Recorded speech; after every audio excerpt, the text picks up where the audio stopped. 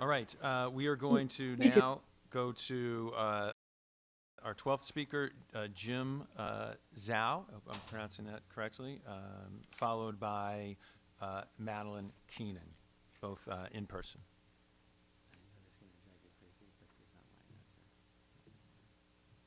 Good afternoon. You want to make sure you press the button so we can hear you, the red button in front of you, kind of down at the, there you go.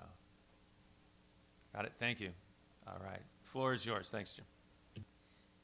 Mr. Chairman and members of the committee, I'm here today to deliver a testimony in support of SB 203. My name is Jim Zhou. I am a graduate student at Yale University. I completed my undergraduate studies at UCLA. It has been an enormous privilege to attend both of these institutions.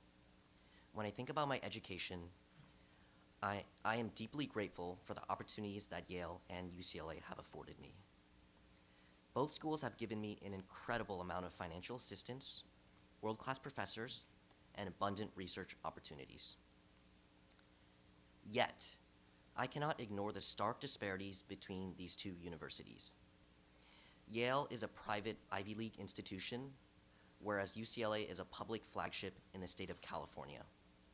Yale practices legacy admissions, UCLA does not.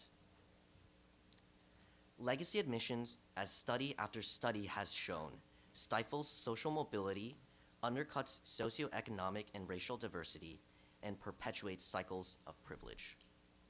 This reality has become evident to me through firsthand experience at both institutions. Nationwide, nearly 50% of all students are first generation, and 1/3 are Pell Grant recipients. At Yale, these figures are slashed in half. A New York Times study on college mobility rate, which is a statistic that measures a college's share of students from lower income families and its success in advancing them into the upper echelons of socioeconomic distribution, ranks Yale at 2,052nd place. In fact, Yale is one of only a handful of colleges where students in the top 1% outnumber those in the bottom 60%. The legacy admissions policy at Yale perpetuates a system where students from affluent, overwhelmingly white families have an inherent advantage in the admissions process, hindering the university's ability to build a class that is diverse across socioeconomic and racial lines. SB 203 presents an opportunity for Connecticut to champion fairness and inclusivity in higher education. By prohibiting the consideration of legacy status in admissions decisions, the state can foster a more level playing field where individual achievement and diversity are valued above familial connections and privilege. Today, I urge you to support SB 203 and take a decisive step towards creating a more equitable educational landscape in Connecticut. Thank you. Thank you. Any questions? No. I'm going to, Representative Johnson, go ahead. I could defer to you first, Chair. Oh, okay. Thank you very much, Chair. Appreciate it. Thank you for coming. I know I'm saying that to all the students, but it's always wonderful when we have students before the committee testify on the things they care about. What school do you go to? What's your graduate program? So I currently attend Yale University as a computer science Oh, student. computer science. Graduate Okay. School. Oh, great. Yes. Fabulous. I didn't know if I didn't hear that from your testimony. I just wanted to ask because I was maybe thinking I know you're not Yale Law, but well, I'll try the question as a computer science major. You're in the graduate school. So I'm just thinking about, especially for groups, who have been systematically blocked from these more elite institutions historically. And obviously that has changed, and it's particularly the past 5-10 years, but it's very recent. Influence comes as a legacy of coordinated action among these groups, I think, in a lot of ways. So I'm trying to think ways in which we could holistically address so many of these concerns you raise from a systems perspective, right? And so I guess it's a little bit like the question I asked your colleague from the law school, but in addition to, let's say, legacy as part of the tool in the toolkit, what do you think would help correct the system? It's kind of a computer science question, but not quite. Yeah, great question. So I think one of the biggest terms in this space is this idea of social mobility. And there's two factors to what makes a college able to provide this level of social mobility. So the first one is, do you admit students who come from more disadvantaged backgrounds through various pipelines, outreach programs? And the second one is that given a student that is admitted at this university who does come from such a disadvantaged background, does your institution provide the support for them to be able to graduate and go on to a higher socioeconomic position? So I think that's specific to Yale University, since that's where I attend. I think that Yale University does a fantastic job at the second one. I think that given a student who is admitted, who comes from a disadvantaged background, they have a fantastic shot at uplifting both themselves and perhaps their families as well. But where I think Yale really struggles is the first one, which is how many people who are disadvantaged get in the first place. I think this is a place where the walls are very high. It is very difficult for someone who's disadvantaged to be able to get into the school itself. So I think that in the future, that's certainly the direction I believe that we should pay more attention, that will help to elevate more students who come from disadvantaged backgrounds and to improve the social mobility of people across this country. Thank you. Thank you for answering. Appreciate that. Thank you, Chair. Thank you. And, I'm going to ask a question that I asked to an earlier speaker, whereas you are advocating for a bill that, if passed, would arguably detrimentally impact your future children if they were to apply to Yale. And I want to just throw a quote at you here and then get your response.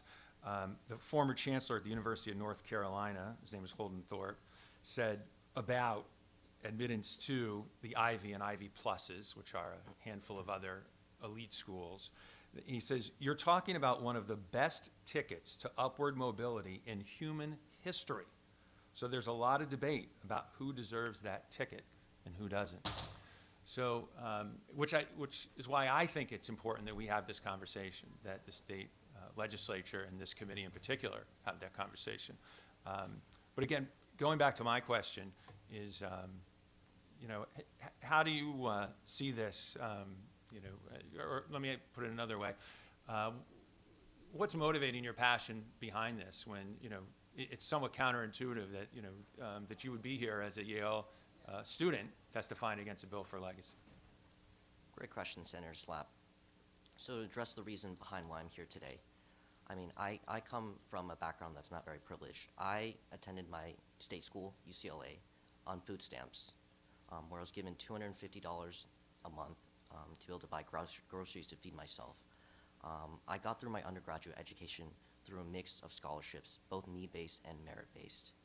So, and I believe that in the future, if I were to have children who go through this educational process, they'll be immensely in a better position than the one that I was in.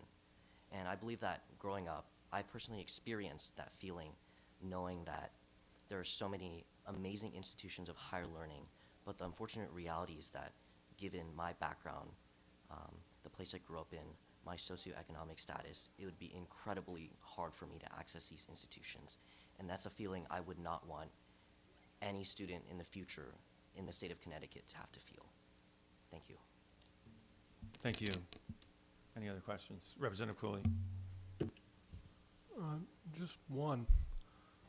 Isn't the purpose of elite institutions to be hard to get into?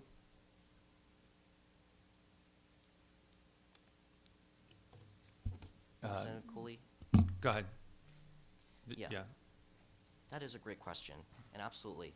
I think a lot of these elite institutions are difficult to get into. Statistically, if you look at Yale College, the undergraduate school of Yale University, the admissions rate is in the single digits and plummeting every single year. But just because a school is hard to get into doesn't mean it has to be inequitable in how it chooses its students. In my testimony earlier, I mentioned how Yale University has more students from the top 1% than from the bottom 60. To you, does that seem like a proportional representation of the various and sometimes very diverse groups of students across the country? Because to me, it does not. Thank you. Yale and a lot of these elite schools are extremely hard to get into. What you did, coming from a low-income background, statistically is, it's incredible. It's made more difficult because of legacy, and there's a lot of a lot of studies that quantify that wealthier families are 5 to 6 times more likely to get into, or I should say, students, applicants from wealthy family with the same grades, same SAT scores, and they're 5 to 6 times more likely to get into an elite school than you, right? And this is from a study that I can pass around, but you may be familiar with it from Harvard, Professor Raj Jetty and David Deming, also from Harvard, and John Friedman from Brown.